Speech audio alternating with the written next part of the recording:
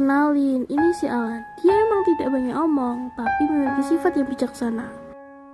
Kalau ini Tian, dia suka bercanda, tapi kalau waktunya serius, dia juga serius. Ini si Putra, dia punya sifat yang labil kayak pelajar pada umumnya. Ini Tata, dia orangnya cerewet, tapi tetap tahu situasi. Yang ini Widi, dia ceroboh dan suka bercanda orangnya. Yang terakhir ada Sekar, dia orangnya baik hati dan suka menolong. Pagi yang cerah menyapa, mentari menampakkan dirinya seolah akan ada lembaran baru di dunia. Hangat sinarnya menyelimuti suasana sekelompok remaja yang sedang berkumpul untuk membahas kegiatan liburan mereka. Nih minumannya, sorry ada nih. Jujurnya nggak mau repot soalnya. Ini giliran gini aja nggak mau repot. Giliran di rumah orang kok udah. Yang penting kan nggak air putih. Ini kan nggak, yang penting nggak air.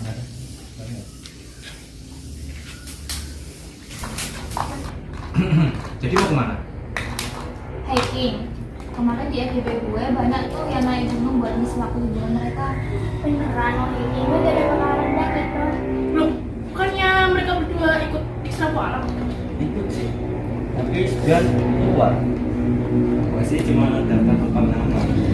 Aduh, emang ya kalian berdua nggak dapet. Pantesan sering dicari. Udahlah, seenggaknya si Tian udah ada pengalaman sana. Jadi gimana? Jadi Terserah. Beneran. katanya terserah. Yaudah, sekarang kita pulang ke rumah masing-masing dulu buat minta izin ke orang tua. Terus besok kita berangkat lusa. Oh iya Tian, kamu udah di seksi konsumsi ya, soalnya kan kamu udah ada pengalaman di Eskultur Alam. Yang lain jangan lupa bawa kotak obat ya, dan jaga-jaga aja. Siap, Kapten. Hari yang ditunggu-tunggu pun tiba. Mereka berkumpul di rumah Tian. Udah nih berangkat yuk. Mereka pun berangkat menuju lokasi.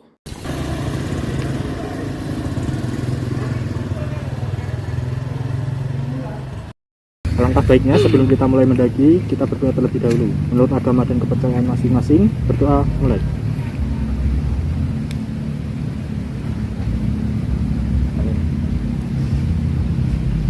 Selesai.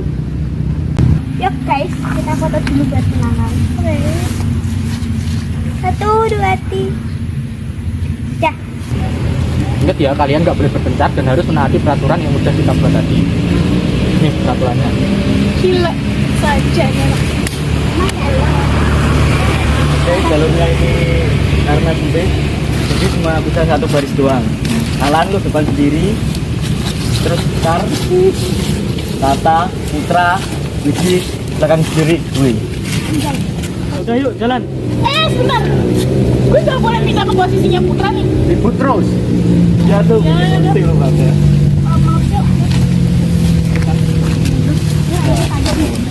Akhirnya mereka pun memulai perjalanannya dari pos 1 hingga pos 4. Sampainya di pos 3, Tata mengeluh kecapean.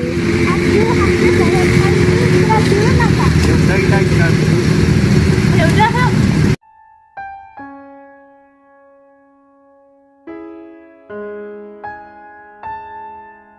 Pakai minum Ki, biar gak kering tuh tenggorokannya. Oke. Aku mulai kan. Ayo.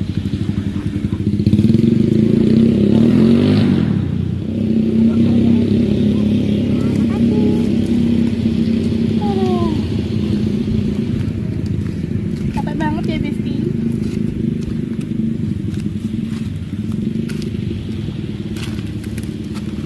Kalian tahu nggak kalau di jalur pendakian ini banyak cerita mistis? Mau gua ceritain. Bersama ngadi ya. Nah, parah itu. Panggil. Apa sih kalian bahas itu nggak ada itu? Kalau gua mau kencing ya, ntar gua mau menjelaskan panggilan. Mau gue temenin, gak usah gua kan berat. Iya deh, paling beradu. Setelah berbincang-bincang selama beberapa menit, mereka baru sadar kalau Kok si Putra lama banget ya? Iya kalau gitu. Udah jangan panik, kita tunggu dulu bentar. Kalau nggak ada baru kita cari. Bener kata Alan, jangan panik. tiba-tiba Sekar mencium bau singkong bakar, yang mana menurut mitos itu ada tanda bahwa seseorang kasat mata datang. Mama, dia juga.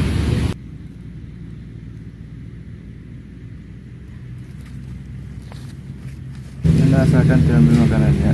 Oh iya, makasih kak. Apa sih Lan? Kasihan kakeknya. Udah yang lain gak usah ambil, cukup sekar aja. Gak apa, kalian ambil juga ya kek. Terima kasih ya kak. Iya kek. Wah, enak banget. Loh, kakeknya kemana? Mana gue tahu, dari tadi gue sini. Kalau nggak makan sih Wit. Loh, gue nungguin lu makan duluan, yaudah nih, gue makan.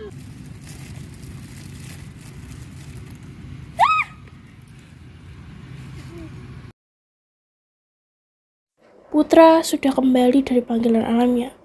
Putra hanya diam sedari tadi. Menurut mereka, tidak biasanya Putra begitu.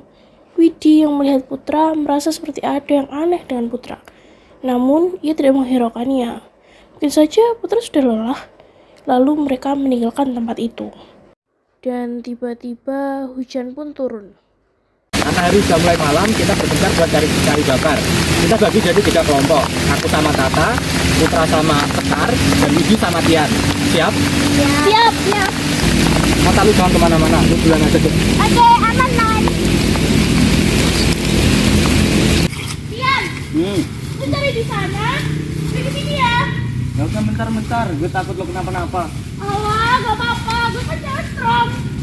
Lo mah, stres tak tertolong. Udah deh, itu.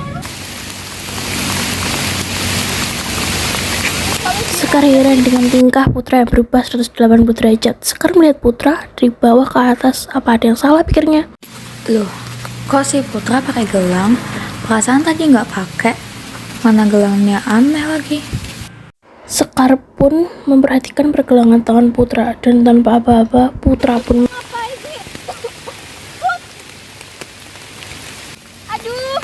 Putra hanya diam menatap Sekar. Entah kenapa Widi merasa tidak enak.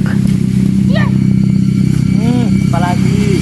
Perasaan gue gak enak ya. Gak ada apa-apa, kata Ivan. Tiba-tiba terdengar sayup-sayup suara teriakan dari arah lain. Apalagi sih lu? Tolong, tolong. Suara-suara gitu. Malah suaranya kenal lagi. Iya ya. Ya udah kita cari sumber suaranya dulu. Widi dan Tian mencari sumber suara tersebut. Betapa terkejutnya mereka melihat Sekar dicekik oleh Putra. Astagfirullah. Sini lu. Gue gak salah lihat kan? Enggak lah, jelas-jelas gue kenal sama orang itu. Yaudah ya kita tolongin Sekar. Ntar dulu wih. Coba lu rekamin dia pakai HP lu. Iya. Aduh, flashnya lupa gue matiin lagi. Mana Putra lihat ke arah sini? Aduh, gimana sih lu? Aduh, orangnya. Sini lagi. Putra pun berjalan ke arah Widi dan Tian. Siapa di sana? Aduh, gimana nih? Yaudah, gini. Lu ikutin apa yang gue bilang ya. Ya udah cepetan. Lu bilang aing mau pakai suara yang berat terus lakuin. Oke. Aing mau. Aing teh juga mau. Kenapa lu ikut-ikutan sih? Suara lu kan cempreng lagi. Iya. Tian, tadi bawa garam sama bawang merah kan? Iya, kenapa? Nggak ada cara lain. Kita harus serang dia. Gue yakin dia bukan Putra yang kita kenal. Terus siapa? Udah, cepetan nanti. Lu lempar garamnya, gue lempar bawang merahnya. Oke, sama bawa ranting pohon buat ngelawan si Putra nih. Yaudah, garamnya ambil dulu. Sama bawangnya cepet. Aku garam kok, aku bawa.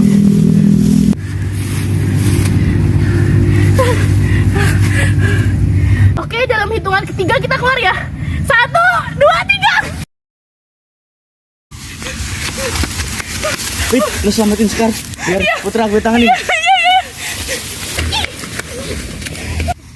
Put, beraninya kok sama cewek. Lawan gue Putra sini pun dong. menghampiri Tian dan melawannya. Di sisi lain, Widi sedang menolong Sekar. Sekar, lu gak apa-apa? Gue nggak apa-apa. Juga, gue bantu berdiri. Setelah itu, Widi membawa Sekar ke bawah pohon untuk istirahat. Kok bisa gini sih? Gue juga nggak tahu. Kayaknya itu bukan Putra deh. Dia kayaknya kebuka. Lu tahu nggak penampilannya? Udah banget dia pakai gelang. OMG, biasanya Putra tuh anti banget yang namanya pakai gelang. Pasti itu bukan Putra.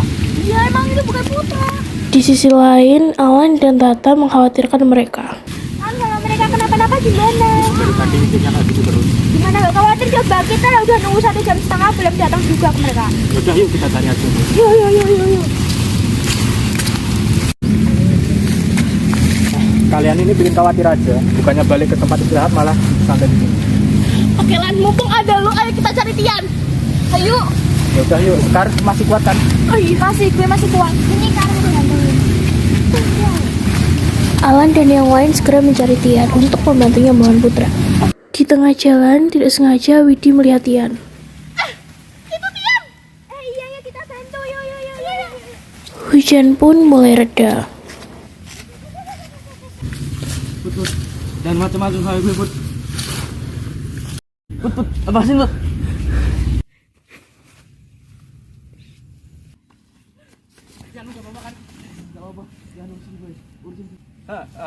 Asik berani kayak berat saya.